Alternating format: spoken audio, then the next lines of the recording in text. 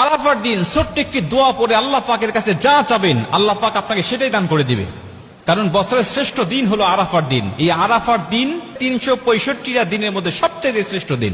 নবীজি সাল্লাল্লাহু আলাইহি ওয়াসাল্লাম বলেছেন, খায়রুদ দুআ দুআউ ইয়াউমি আরাফা। আরাফার দোয়া হলো সবচেয়ে শ্রেষ্ঠ দোয়া। আর এই দোয়া আল্লাহ পাক কখনো বান্দাদের ফেরত দেয় না। কারণ এই দিনে আল্লাহ পাক হাজার হাজার লক্ষ লক্ষ মানুষগুলোকে আল্লাহ পাক ক্ষমা করে দেয়। আম্মা জান আয়েশা রাদিয়াল্লাহু তাআলা আনহা বলেন যে আল্লাহ পাক এই দিনে এত হাজার পরিমাণ মানুষগুলোকে ক্ষমা করে, আল্লাহ পাক এত পরিমাণ মানুষকে অন্য দিনে ক্ষমা করে না।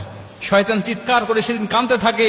আল্লাহ পাক ফেরেশতাদেরকে ডাক দিয়ে বলতে থাকে, দেখো মানুষেরা আমার আরাফার ময়দানে উপস্থিত হয়ে যাদের মধ্যে ভাষার কোনো মিল নাই, দেশের কোনো মিল নাই, সবাই এক কাপড়ে আবৃত হয়ে লাব্বাইক আল্লাহুম্মা লাব্বাইক বলে বলে সবাই আমার প্রশংসা করছে, আমাকে ডাকছে।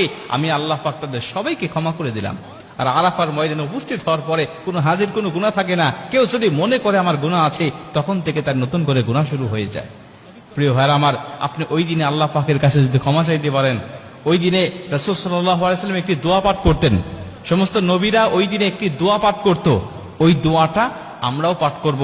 আমাদের যাদের তৌফিক হয়নি, আমরা যারা যাইনি সেখানে, আমরা নিজ নিজ দেশে থেকেও, নিজ নিজ এলাকায় থেকেও আমরা যদি দোয়াটা পাঠ করে আল্লাহ পাকের কাছে ক্ষমা চাইতে পারি, আল্লাহ পাকের কাছে কিছু চাইতে পারি, আল্লাহ পাক আমাদের খালি হাত ফেরত দিবে না, আল্লাহ পাক আমাদের দোয়াটাও কবুল করে নেবেন।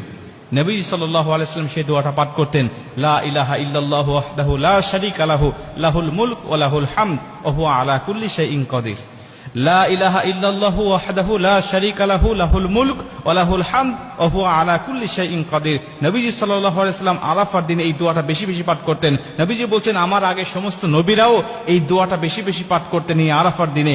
অতএব আমরা যারা যাইনি আরাফার ময়দানে, আমরা নিজ নিজ দেশে থেকেও এই দোয়াটা আমরা পাঠ করতে পারি এবং আল্লাহ পাকের কাছে দোয়া করতে পারি। এই দোয়াটা পাঠ করে আমরা নিজ নিজ ভাষায় আমাদের যা চাওয়ার দরকার, আমাদের যা পাওয়ার দরকার, আল্লাহ পাকের কাছে সেগুলো আমরা চেয়ে নিতে পারি।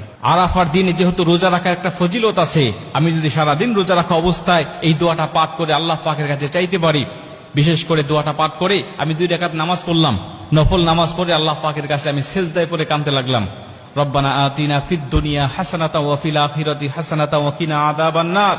আয়াতগুলো পাঠ করে নফল নামাজ, যেহেতু আপনি যে কোনো আয়াত তেলাওয়াত করতে পারেন, বাংলা ভাষায়ও আল্লাহ পাকের কাছে চাইতে পারেন, কোনো সমস্যা নেই।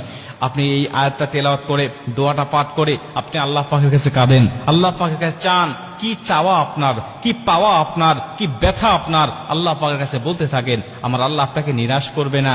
এই দিনের ফজিলতে আল্লাহ পাক অবশ্যই আপনার মনে সব চাওয়াকে পূর্ণ করে আপনার মনের দুঃখ, ব্যথা, বেদনাকে আল্লাহ পাক দূর করে দিবে। কারণ এই আরাফার ময়দানে